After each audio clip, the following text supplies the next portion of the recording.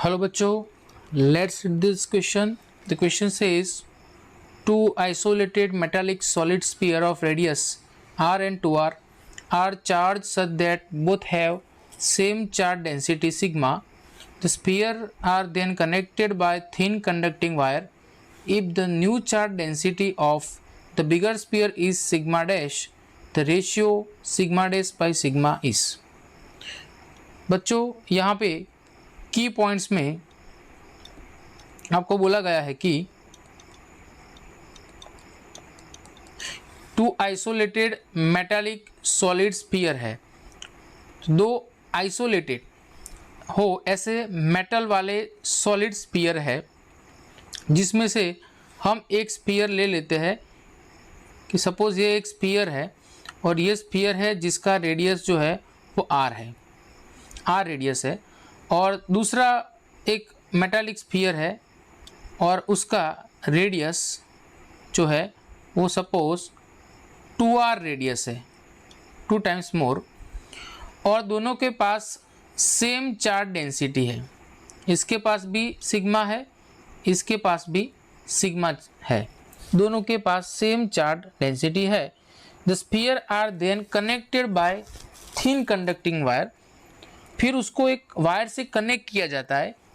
तो अभी जो बिगर स्फीयर है उसकी न्यू चार्ज डेंसिटी कितनी होगी वो निकाल के फिर आपको रेशियो निकालना है. बच्चों यहाँ पे हम ये समझ सकते हैं कि इसमें ये जो भी स्फीयर है उसके पास इनिशियल मोमेंट पे कोई चार्ज होगा Q1 और उसके बाद कोई सेकंड चार्ज इसके पास Q2 होना चाहिए. और सरफेस चार्ज डेंसिटी के बारे में बताया है. तो सरफेस चार्ज डेंसिटी ये क्या होती है, यानी कि सिग्मा वो होता है चार्ज पर यूनिट एरिया. याद रखना है फॉर्मूला. सरफेस चार्ज डेंसिटी का मतलब क्या होता है, चार्ज पर यूनिट एरिया. तो दोनों स्फीयर के लिए चार्ज डेंसिटी सेम ली हुई है, रेडियस दोनों का अलग अलग है. तो उसके लिए हम क्या करेंगे कि दोनों के चार्ज को फाइंड कर लेंगे. तो यहाँ पे हम चार्ज को फाइंड करने के लिए चार्ज को सब्जेक्ट बनाएंगे तो होगा सिग्मा इंटू एरिया. तो सिग्मा इंटू कोई भी स्फीयर होता है तो वो जो स्फीयर है उसका एरिया हम लेते हैं 4 पाई आर स्क्वायर. ये याद रखो, स्फीयर का एरिया कितना होता है 4 pi r square, 4 pi r square. तो पहले आप फर्स्ट वाले स्फीयर के लिए चार्ज डेंसिटी लो. तो उसका चार्ज है Q1, तो वो हो जाएगा सिग्मा इंटू 4 पाई, रेडियस है R, तो R का स्क्वायर. तो सीक्वेंस में करेंगे तो 4 पाई सिग्मा R स्क्वायर. और सेकंड स्फीयर के लिए charge Q2 is equal to sigma into 4 pi, radius है 2R और उसका है स्क्वायर. तो 2 का स्क्वायर 4, 4 4 जा 16 sigma pi R square.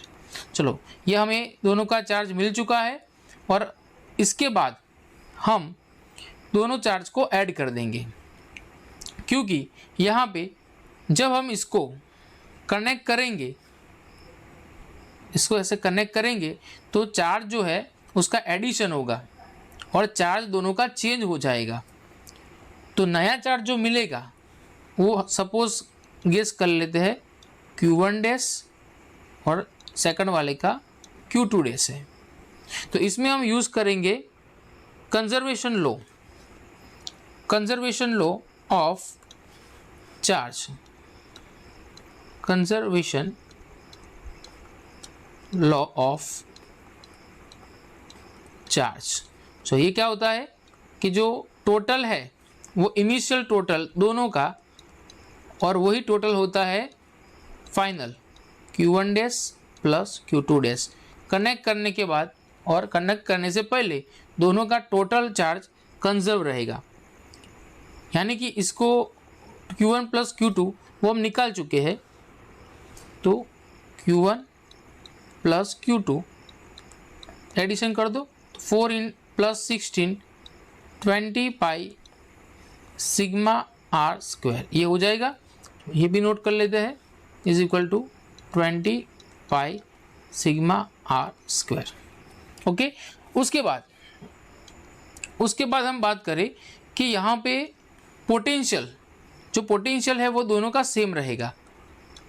Potential, electric potential is same for both sphere, दोनों के लिए सेम रहेगा। यानी कि आप potential of first sphere is equal to potential of second sphere ले सकते हो। तो लेने के बाद उसका फॉर्मूला होता है पोटेंशियल का के क्यू बाय आर। तो के यानी 1/4 पाई एप्सिलॉन नॉट क्यू। तो फर्स्ट वाले का चार्ज हम लेंगे और वो कनेक्ट करने के बाद वाला लेंगे, Q1 डैश रेडियस है उसका R, 1/4 pi epsilon not second का Q2 डैश बाय 2R। तो ये कैंसिल हो जाएगा, R भी कैंसिल हो जाएगा, तो Q2 dash is equal to 2Q1 dash आपको मिल जाएगा, ये आपको मिल जाएगा। अब इसके बाद हम क्या करेंगे कि ये जो हमें फर्स्ट मिला था इसको इक्वेशन 1 बोल देंगे और Q2 डैश की वैल्यू को पुट कर देंगे। तो वैल्यू को पुट करने के बाद आपको मिलेगा कि यहाँ पे Q1 dash plus Q2 dash is equal to 20 pi sigma R square. यहाँ पे आप Q2 डैश की वैल्यू को पुट करो, तो Q1 dash plus 2Q1 dash is equal to 20 pi sigma R square.